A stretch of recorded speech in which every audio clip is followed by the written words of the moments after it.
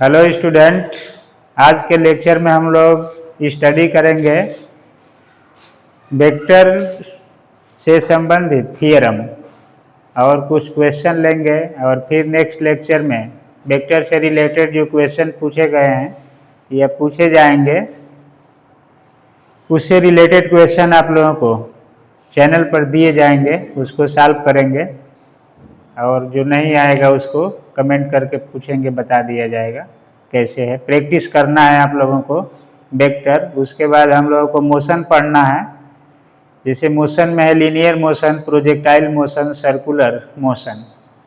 उसके बाद rotational motion से संबंधित बाउंड्री हम लोग लेंगे और उस पर क्वेश्चन कैसे बनते हैं उसको सॉल्व करेंगे।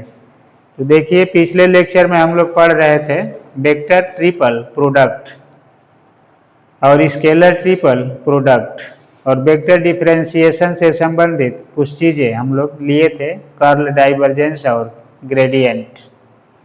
तो ये आप लोग पढ़ते आए हैं। देखिए, एक नाम हम लोग एक्सप्लेन करेंगे, जैसे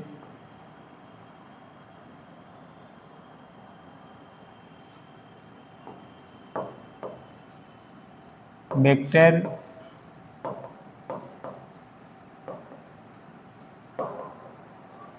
डिफरेंशियल। तो वेक्टर डिफरेंशियल में हम लोग चर्चा किए थे, एक ऑपरेटर था डेल। बाकी सब डिफरेंशिएशन का जो रूल है मैथमेटिकल वो सारा अप्लाई होगा। बस वेक्टर का डिफरेंशिएशन के लिए फर्स्ट स्टेप पढ़े आप लोग, डेल एक्स आई डेल वाई जे डेल जेड के। अब इसका जो ऑपरेशन होता है, ये ऑपरेटर है, एक मान लीजिए ऑपरेटर है, इसका जो ऑपरेशन होगा, ऑपरेशन ये तीन तरह से होता है। इस तीनों को आप लोग पढ़े हैं और फिर से एक बार रिवाइज करेंगे।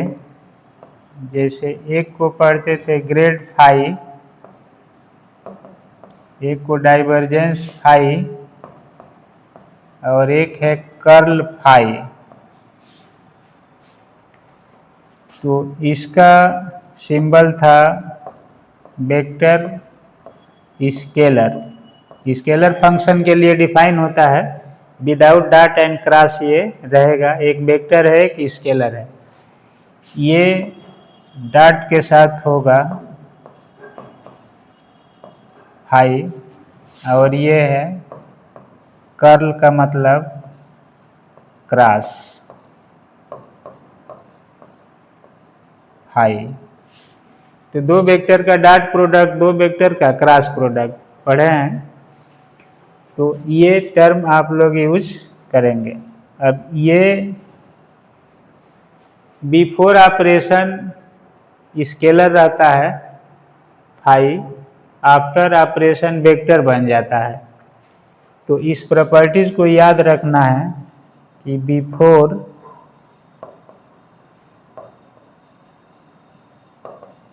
Operation phi is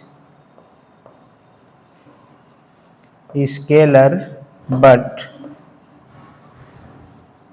after operation it will become a vector. It will become a vector. तो वेक्टर बन जाता है। ये उल्टा काम करता है। बिफोर ऑपरेशन, देखिए इसको आप लोग सुन लेंगे, अब टाइम बचाएंगे अपना। बिफोर ऑपरेशन फाई वेक्टर है, आफ्टर ऑपरेशन स्केलर हो जाता है। और ये बिफोर ऑपरेशन वेक्टर है, आफ्टर ऑपरेशन वेक्टर ही बना रहता है। तो जैसे दो वेक्टर का डॉट प्रोडक्ट स्केलर हो जाता है, दो वेक्टर का क्रॉस प्रोडक्ट वेक्टर रहता है, तो ये फाइनली वेक्टर रहता है, फाइनली स्केलर हो जाता है, ये फाइनली वेक्टर हो जाता है। तो ये टर्म पढ़े आप लोग। अब देखिए कर्ल ग्रेड फाई से संबंधित प्रॉब्लम, जैसे कल बताया गया कि ग्रेड आर होगा तो इसका मान आर कैप आता है, जो वेक्टर बन जाएगा। डाइवर्जेंस आर है तो इसका मान 3 हो जाता है, और कर्ल आर है तो इसका मान 0। आर पोजीशन वेक्टर है और इसमें कोऑर्डिनेट है, कोई फंक्शन है स्केलर फंक्शन। तो ये प्रॉपर्टीज लर्न करेंगे। अब जहाँ तक इसको प्रूफ करने की बात है तो इसको हम लोग प्रूफ भी कर लेंगे, लेकिन आपको क्वेश्चन लेवल तक पहुँचना है, और पढ़े हैं बीएससी करते समय चीज़ें आई थी सामने। तो अब ग्रेडियंट डाइवर्जेंस कर्ल, इससे रिलेटेड जैसे मान लीजिए कि हमारे पास दो थियरम दिया गया है, और इससे रिलेटेड जो क्वेश्चन थे जैसे आपको बताया गया था कल, यहाँ पर नोट करते हैं। देखिए curl grad phi equal to 0 कल डिस्कस हुआ था। उसी तरह से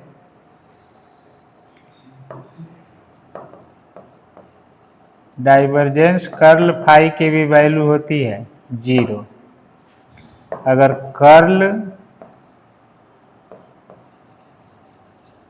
फाई है तो इसका वैल्यू पढ़े थे आप लोग कि ये आया था कल, grad divergence phi minus del square phi. तो इस तरह की प्रॉपर्टीज आप लोग किसी भी बुक से पढ़ेंगे तो मिलेगा। अब आपका कुछ यहाँ पर ड्यूटी है कि ये प्रॉपर्टी जो वेक्टर डिफरेंशिएशन में है उसमें से 2-4-10 आइडेंटिटी होता है, वेक्टर आइडेंटिटी, उसको एक जगह अरेंज कर लेंगे और उसको लर्न करेंगे। अब देखिए दूसरा इसमें ऑप्शन है,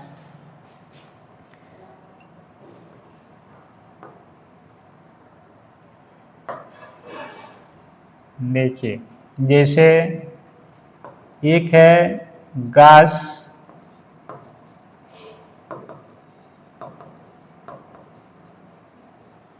डाइवर्जेंस थ्योरम,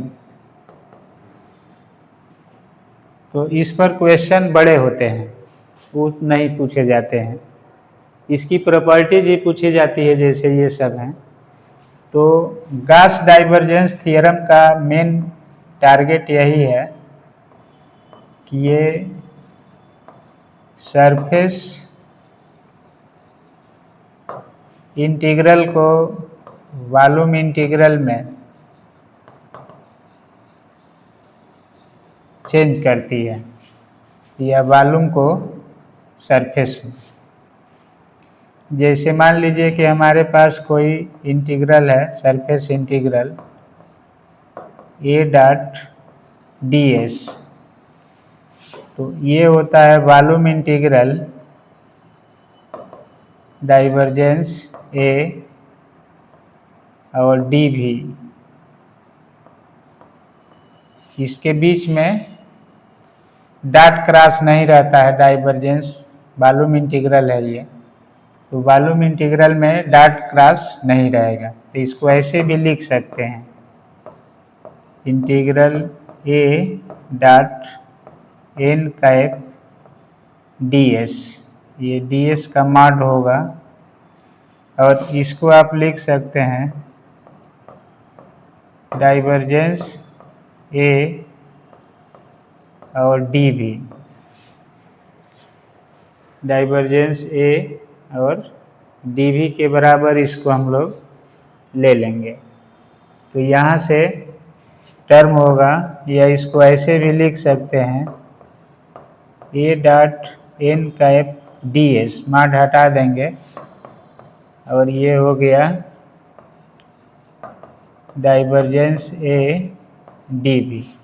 डाइवर्जेंस हमेशा ये दो वेक्टर का डॉट प्रोडक्ट स्केलर होगा, ये भी स्केलर ही होगा। LHS स्केलर है तो RHS भी स्केलर होगा। तो इसका मेन थीम यही है कि गाउस डाइवर्जेंस थ्योरम का टारगेट क्या है। तो इसका टारगेट है कि सरफेस इंटीग्रल को वॉल्यूम इंटीग्रल में कन्वर्ट कर देगा। अब इसका मैथमेटिकल टर्म दे दिया जाएगा और पूछा जाएगा कि which of the following is Gauss divergence theorem. किसी में यहाँ डॉट लगा देगा, किसी में क्रॉस लगा देगा। तो ये आप लोगों को ध्यान से एक बार स्टेटमेंट को अपने लैंग्वेज में मैथमेटिकली समझ लेना है कि किसको क्या लिख सकते हैं तो सही होगा। अगर डॉट लगा देगा तो गलत हो जाएगा। क्यों गलत होगा, इस पर हम लोग एक्सप्लेनेशन अब कर रहे हैं। देखिए, जैसे हमें एक्सप्लेन करना है गाउस डाइवर्जेंस थ्योरम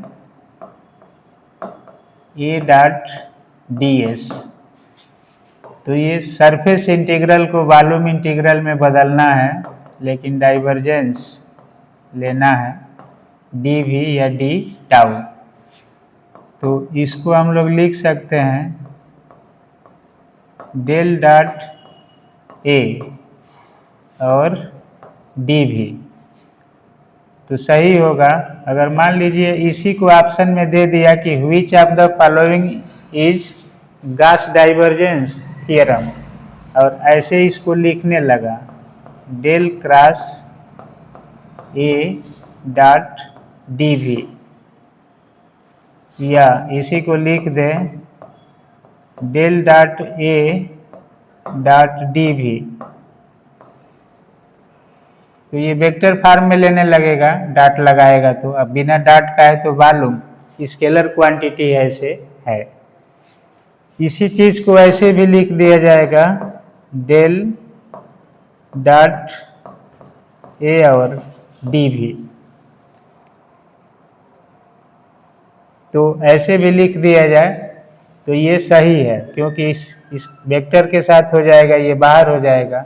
लेकिन ये गलत हो जाएगा, डॉट होगा तो ये दो वेक्टर होगा, क्रॉस हो जाएगा, कर्ल हो जाएगा, जबकि डाइवर्जेंस होता है। तो स्टेटमेंट को ही आप लोगों को बारीकी से समझ लेना है कि किस रूप में इसको लिखेंगे, और यही सब चीज़ें पूछी जाएगी कि function of Gauss divergence theorem will be to change the line integral to surface integral, surface integral to line integral, or any integration के लिए हम लोग यूज कर सकते हैं। तो ये सब चीज़ें फोकस में लाना है। अब देखिए, इसी से रिलेटेड दूसरा है स्टोक्स थ्योरम। तो ये लाइन इंटीग्रल है ए डॉट dl। इसका काम है ये लाइन इंटीग्रल को सरफेस में या सरफेस इंटीग्रल को लाइन में चेंज करती है। बस ये कंसेप्ट याद रखना है। स्टोक थ्योरम लाइन से सरफेस में और गाउस थ्योरम सरफेस से वॉल्यूम में, सीक्वेंशियल थ्योरम है। तो लाइन इंटीग्रल को कर्ल के फॉर्म में लिखा जाता है, कर्ल ए और ds। तो इसको चाहे तो ऐसे भी लिख सकते हैं del cross A, curl A को और डॉट ds। तो ये सही होगा। दो वेक्टर का क्रॉस प्रोडक्ट वेक्टर होगा, फिर उस वेक्टर का डॉट प्रोडक्ट स्केलर हो जाएगा। LHS स्केलर है तो RHS भी स्केलर में आ जाएगा। तो इसी को अगर चेंज करके लिख दिया जाए del dot A dot ds, तो ये स्टेटमेंट आप लोग इसी को कंफर्म कर लेंगे। ऐसे लिखा जाए, इस तरह से लिखा जाए, या चाहे तो इसको ऐसे भी लिख सकते हैं ds dot del cross A, क्योंकि डॉट प्रोडक्ट कोमुटेटिव होता है। तो ये भी सही होगा, ये भी सही है, ऐसे भी सही है। लेकिन इसके सिवाय अगर दूसरा कोई ऑर्डर सिलेक्ट किया जाता है ऑप्शन में तो गलत हो जाएगा। तो गाउस डाइवर्जेंस थ्योरम का कंसेप्ट है सरफेस टू वॉल्यूम इसका कंसेप्ट है line integral to surface integral. तो जियोमेट्रिकली लाइन से हम लोग क्या बना सकते हैं, सरफेस। कोई लाइन है तो इसको बेंड कर दें ऐसे तो सरफेस गेन हो जाएगा। ये स्टोक थ्योरम का काम है। कोई हमारे पास सरफेस है ऑलरेडी, जैसे कपड़ा सिलवाते हैं आप, तो इसको जब फोल्ड करेंगे तो ये आपका 3 डायमेंशनल कमीज बन जाएगा। तो ये इसका वॉल्यूम होगा, इसका एरिया होगा। इस कपड़े का एरिया था, शर्ट बन गया तो वॉल्यूम हो गया। तो सरफेस से वॉल्यूम में जाते हैं तो गॉस डाइवर्जेंस थ्योरम का यूज करेंगे, और लाइन से सरफेस में जाते हैं तो स्टोक थ्योरम का यूज करते हैं। और ये थ्योरम्स अक्सर इलेक्ट्रोमैग्नेटिक थियरी में, इलेक्ट्रोमैग्नेटिक वेव में, फ्लूइड मैकेनिक्स में सारी चीज़ें एक्सप्लेन होती है। मैकेनिक्स में होती है कंजर्वेटिव नॉन कंजर्वेटिव फोर्सेस के लिए, तो उसमें आप लोग इसको एक्सप्लेन करेंगे। तो इससे रिलेटेड जो क्वेश्चन आएंगे, डायरेक्ट स्टेटमेंट, उसका रिप्रेजेंटेशन और फंक्शन क्या क्या है। अब गॉस थ्योरम को वेरीफाई करिए तो बड़ा होता है वो सब चीज़ें, इस कंपटीशन में नहीं आएगा। गॉस थ्योरम के लिए क्या करेक्ट है उसी पर फोकस करना है, और इससे रिलेटेड जो क्वेश्चन बनते हैं प्रैक्टिस सेट में हम लोग देंगे। कल इस पर वर्क करके और क्वेश्चन को आपके सामने पुटअप कर दिया जाएगा। सारा क्वेश्चन जो बनते हैं इस पर या बन सकते हैं, उसको आप लोग सॉल्व कर लेंगे तो वेक्टर यूनिट कंप्लीट हो जाएगा इंटर टू बीएससी। जितना पूछा जा सकता है उससे रिलेटेड बाकी चीज़ें जब अप्लाई होगा, जैसे मैकेनिक्स में अप्लाई होगा वेक्टर, वहाँ भी कर्ल डाइवर्जेंस आएंगे, स्टोक थ्योरम आएगा। इलेक्ट्रोमैग्नेटिक थियरी में आएगा, वहाँ भी स्टोक थ्योरम, गॉस थ्योरम आएगा, वेक्टर आएंगे, तो उस एक्सप्लेन किया जाएगा उस टॉपिक से रिलेटेड। लेकिन अभी हम लोग इसको सॉल्व करते हैं। तो सीधे इसका स्टेटमेंट, इसका फंक्शन, मैथमेटिकल एक्सप्लेनेशन, फार्मूला क्या होगा, किस काम के लिए कौन सी थ्योरम बनी है, किस में कर्ल आता है, किस में डाइवर्जेंस आएगा, किस में ग्रेडियंट आएगा, तो ये सब चीज़ों पर फोकस करेंगे। अब देखिए कुछ क्वेश्चन हम लोग लेते हैं इससे रिलेटेड। जैसे एक क्वेश्चन हम लोग इस तरह के लेंगे, पीछे से जो पढ़े हैं उस क्वेश्चन को थोड़ा सा आप लोग ब्राइटनेस बढ़ा करके देख लेंगे, प्रैक्टिस किया गया। ये सारा क्वेश्चन पेपर में कभी न कभी आए हुए हैं, और इस तरह के क्वेश्चन इंटर लेवल में आते हैं। तो इंटर लेवल के वेक्टर से आपको ये प्रश्न आसानी से सॉल्व कर लेंगे, तो इसी में से कोई मिल जाता है। पेपर आप देखेंगे तो कोई न कोई रहेगा। जैसे देखिए पहला क्वेश्चन क्या है, दिया है कि if vector A and vector A plus B के एक्स वाई कंपोनेंट 4 और 6 हैं और इसके 10 है 9 है, तो यदि b के एक्स वाई कंपोनेंट का मान, यानी सदिश b के एक्स वाई कंपोनेंट का मैग्नीट्यूड क्या होगा।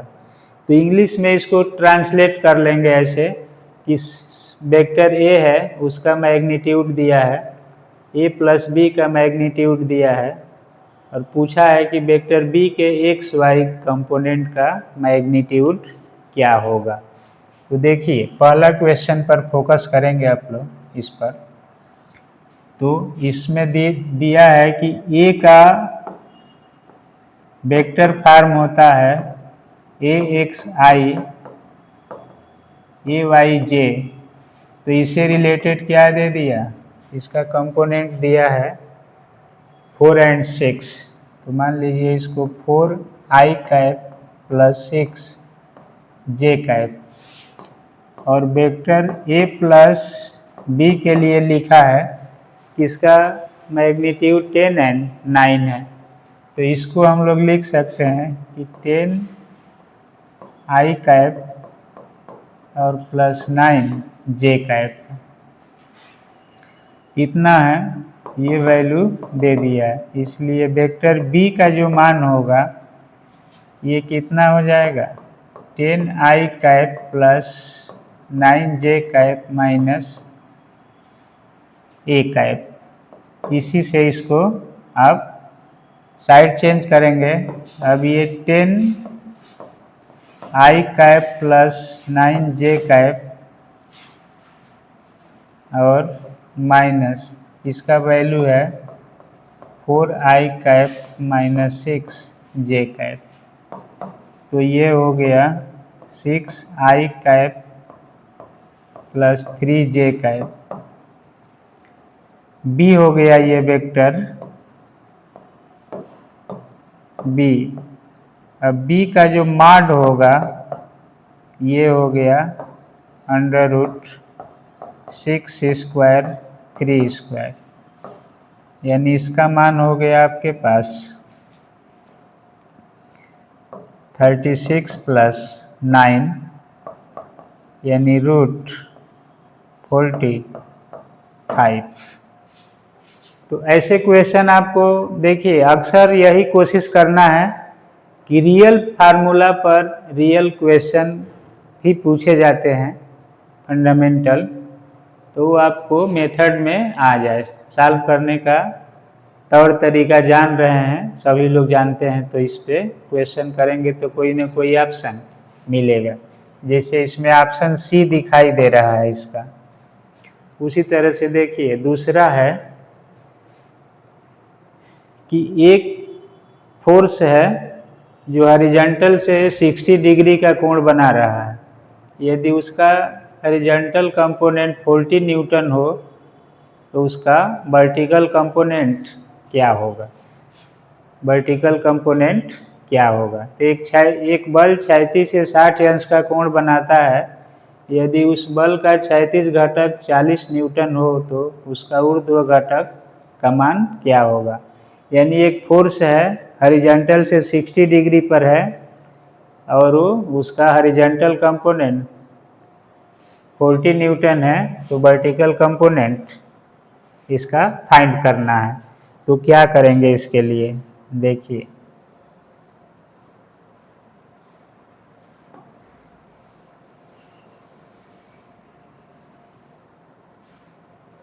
अब इस क्वेश्चन को हम लोगों को सॉल्व करना है। तो दे दिया हमारा कि उसका हॉरिजॉन्टल कंपोनेंट फोर्स है F, एक्स कंपोनेंट 60 डिग्री पर काम कर रहा है इसे, तो इसका F जो होगा x F cos 60 डिग्री होगा। तो F की वैल्यू निकालेंगे यहाँ से, तो ये हो जाएगा Fx अपन cos 60 डिग्री होगा। Fx 40 दिया है और इसका मान 1/2, तो इसकी वैल्यू क्या हो जाएगी 80। इसकी वैल्यू 80 हो जाएगा। अब कह रहा है कि इसका वर्टिकल कंपोनेंट क्या होगा। तो इसके दो कंपोनेंट है हॉरिजॉन्टल एंड वर्टिकल। तो वर्टिकल कंपोनेंट जो Fy होगा ये F sin थीटा होगा। तो इसकी वैल्यू हम लोगों को निकालना है कि इसके इक्वल होगी। तो F की वैल्यू हो गया 80 और साइन 60 डिग्री, तो 80√3/2 यानी 40√3। तो ऐसे क्वेश्चन बनते हैं वेक्टर से टीजीटी पीजीटी के लिए। तो आप लोगों को इसमें ऑप्शन कोई ना कोई मिल रहा होगा, जैसे सी है ऑप्शन सी।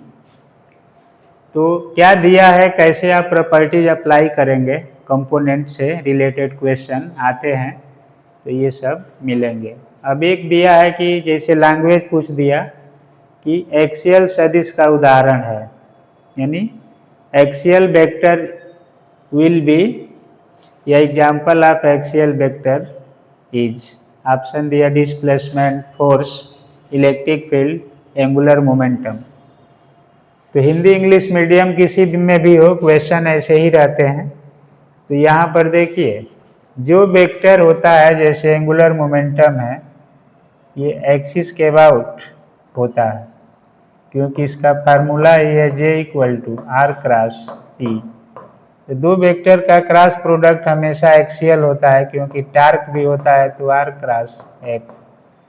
तो जो वेक्टर होगा angular momentum, torque, angular velocity, इससे रिलेटेड होगा, उसी का नाम होगा एक्सियल वेक्टर। तो इसमें डी ऑप्शन होगा, इसके लिए डी हो गया, इसके लिए सी। तो इस तरह के क्वेश्चन को आप लोग करेंगे। अब देखिए,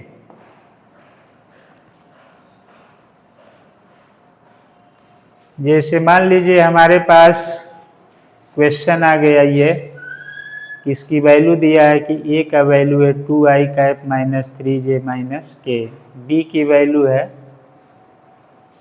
-4i कैप +6j + 2k हो तो सही है। क्या होगा? ए परपेंडिकुलर बी होगा, ए पैरेलल बी होगा, या 2a परपेंडिकुलर बी होगा, या ए पैरेलल 2b होगा। तो अब इसके लिए क्या करेंगे? तो देखिए, कोई सी वेक्टर को हम लोगों को परपेंडिकुलर प्रूफ करना है, तो डॉट प्रोडक्ट लेकर चेक कर लेंगे कि ए डॉट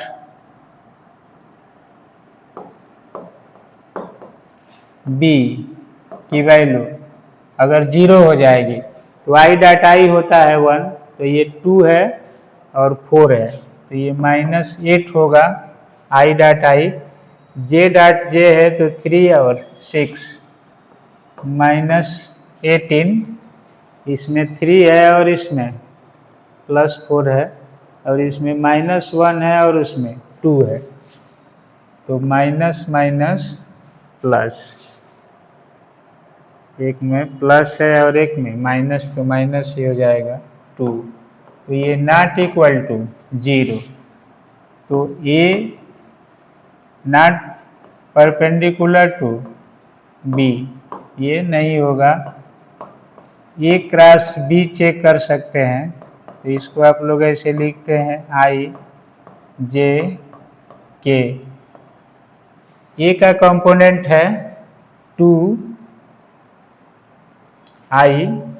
-3j, तो 2 -3 और -1, और b का है -4 6 एंड 2। इसकी वैल्यू देख लेंगे क्या आ रहा है। i होगा तो -6 + 6, -j होगा 4, और ये माइनस माइनस प्लस -4, और प्लस k होगा, तो k हो गया 12, माइनस माइनस प्लस, तो -12 = 0। तो ये 0 हो जा रहा है। तो ये पढ़े आपकी दो वेक्टर का क्रॉस प्रोडक्ट 0 हो रहा है, इसलिए ये पैरेलल होगा बी के। तो इसमें कौन सा सही है ये सेट करना है। तो ये पैरेलल बी, ऑप्शन जो बी मिल रहा है ये आपका करेक्ट सही बता रहा है। तो इस तरह के क्वेश्चन आप लोग पढ़ते हैं, छोटे छोटे क्वेश्चन, लेकिन इसमें वेक्टर प्रोडक्ट, डॉट प्रोडक्ट, सभी प्रॉपर्टीज आ जाती है। तो इसके लिए देखिए, ये क्वेश्चन भी आप लोग कर लिए कौन सा ऑप्शन सही है, तो इसको बाकी सब क्वेश्चन कर सकते हैं। कल हम लोग इस पर क्वेश्चन रखेंगे डिटेल्स में, सारे टाइप्स के वेक्टर डिफरेंशिएशन, स्टोक ग्रीन गास थ्योरम सब आ जाएगी उसमें, तो उसको आप लोग सॉल्व करेंगे। तो ये क्वेश्चन हो गया।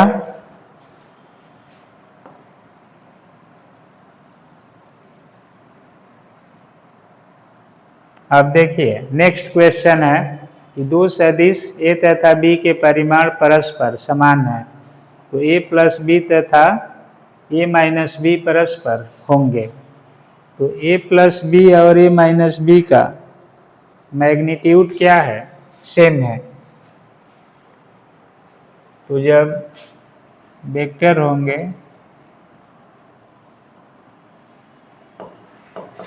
a प्लस बी बराबर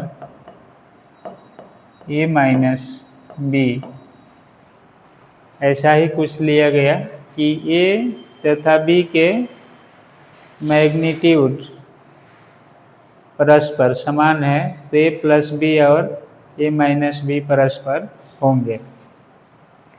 तो इसको हम लोगों को सॉल्व करना है। ये दोनों का मान इतना के बराबर है, तो ये बराबर नहीं है। क्वेश्चन में हम लोगों के सामने दिया गया कि mod a mod b same है, तो a प्लस बी डॉट, ऐसे सवाल में कोशिश करते हैं a माइनस बी निकालने की, तो ये टर्म नहीं है इसमें। तो यहाँ पर a dot a plus b dot a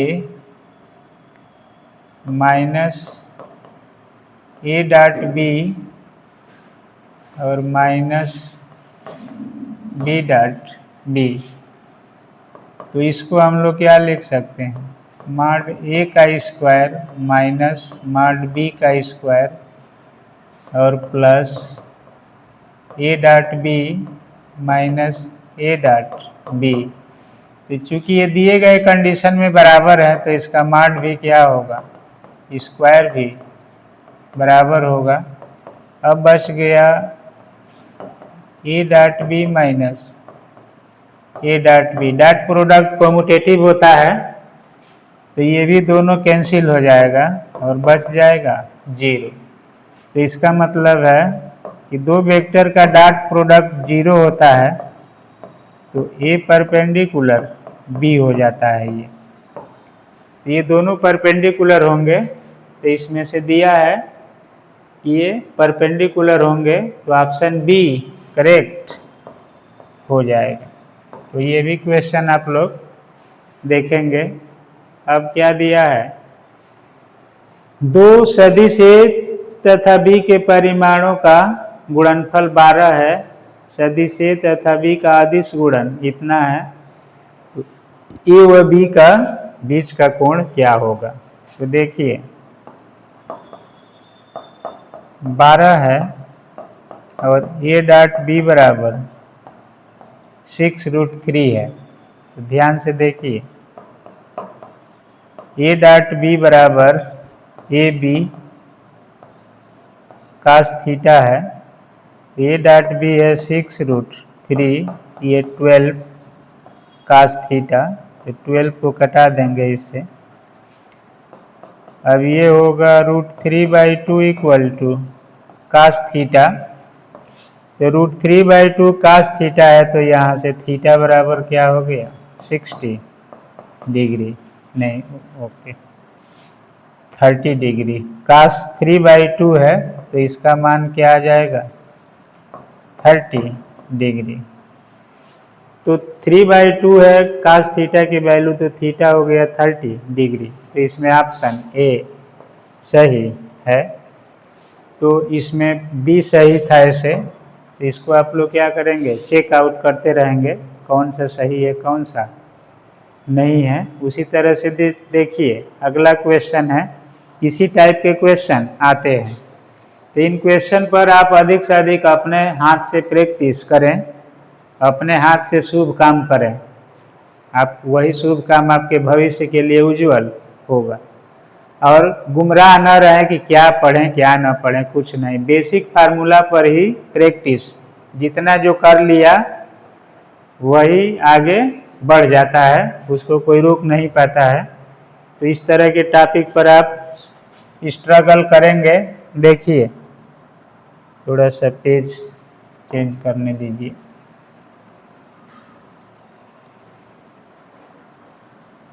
अब नेक्स्ट क्वेश्चन क्या है, दिया है कि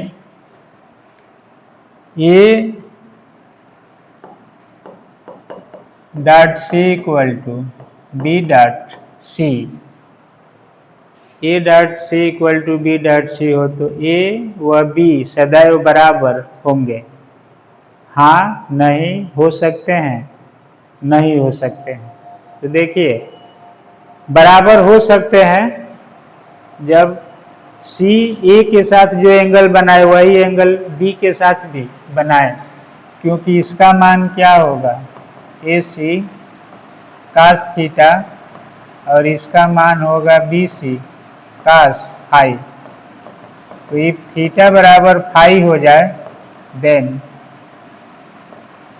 ए सी बराबर बी सी होगा, तो सी से सी कट जाएगा, ए बराबर बी होगा।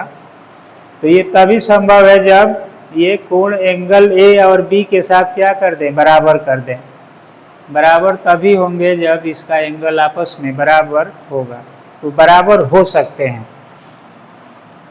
बराबर है नहीं हो सकते हैं, तो इसमें नहीं है, और हो सकते हैं नहीं हो सकते हैं, तो इसमें ऑप्शन होगा बराबर हो सकते हैं तब जब angle between A and C, between B and C remains same, तब बराबर होंगे। तो हो सकते हैं ऐसे ऑप्शन में कंफ्यूजन रहता है, तो आप प्रॉपर्टीज लगा करके चेक करेंगे। अब ए क्रॉस बी अगला क्वेश्चन दिया है, इसमें मान लीजिए ए क्रॉस बी बराबर 0 है और बी क्रॉस सी बराबर भी 0 है। तो कह रहा है कि ए क्रॉस सी क्या होगा,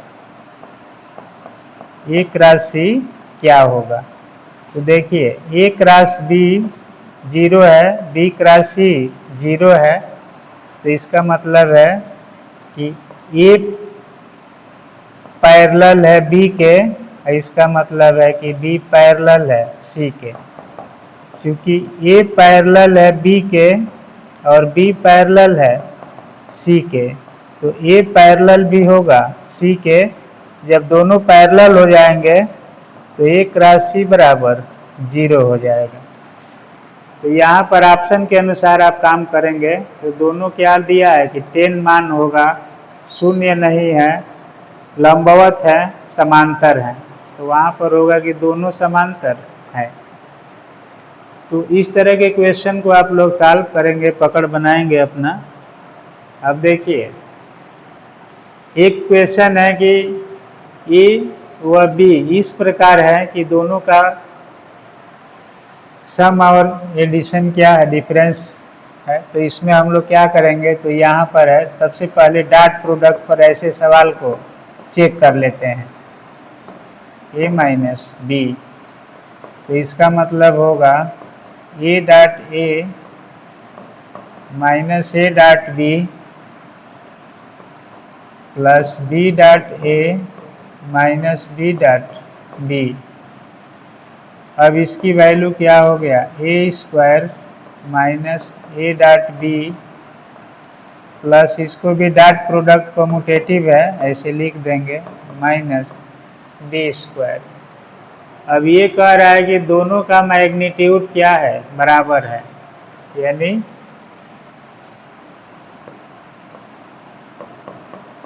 ए प्लस बी बराबर ए माइनस बी का मॉड बराबर है।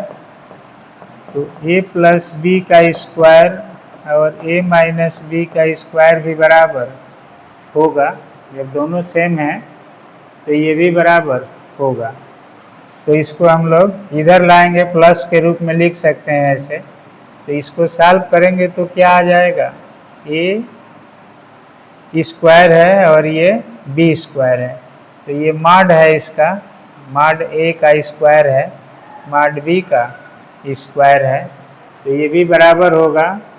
और ये जब दोनों बराबर हो जाएंगे तो ए डॉट बी बराबर भी होगा ए डॉट बी के, एक प्लस है और एक माइनस, इसमें भी एक प्लस है और एक माइनस। तो ये कैंसिल आउट होकर के 0 हो जाता है। तो जब दो वेक्टर के बीच का एंगल क्या हो जाए, 0 हो जाए, तो दोनों परपेंडिकुलर होंगे।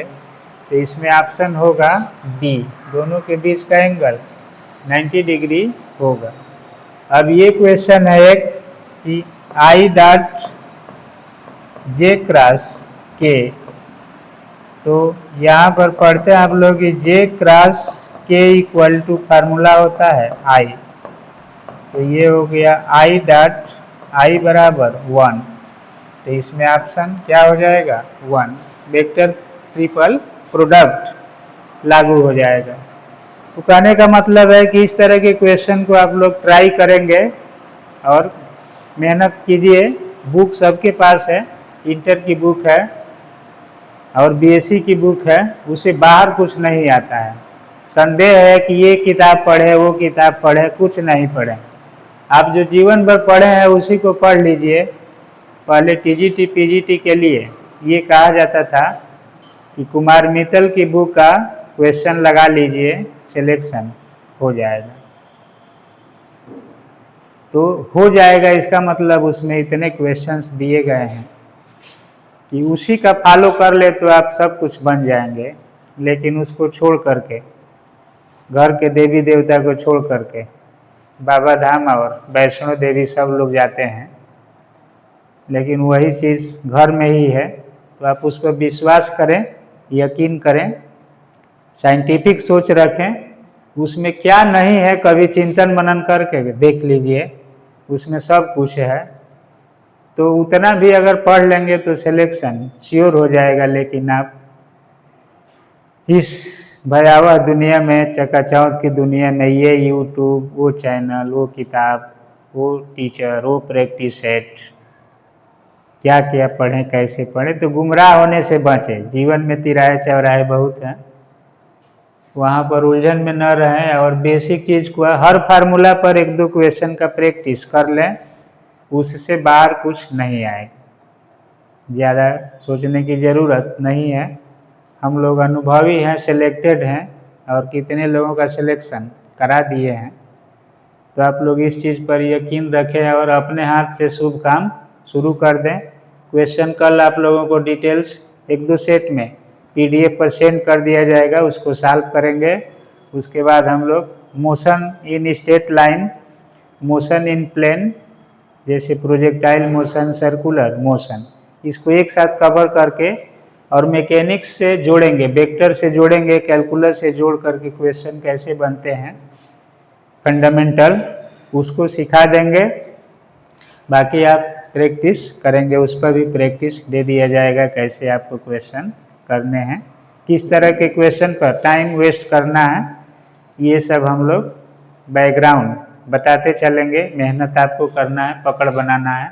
वेक्टर पढ़ाने से मतलब है कि जितना मेन फार्मूला है जो आपके सिलेबस के अकॉर्डिंग है उस पर फोकस किया गया। अब उन सब फार्मूला को आप एक जगह कलेक्ट करके उसी को 10-20 बार पढ़ जाइए, मन लग जाएगा, हर सारी चीज़ें समझ में आने लगेगी। Mechanics, electrostatics, magnetostatics, electromagnetic wave, alternating current, सारा कंसेप्ट आपका बन जाएगा इससे।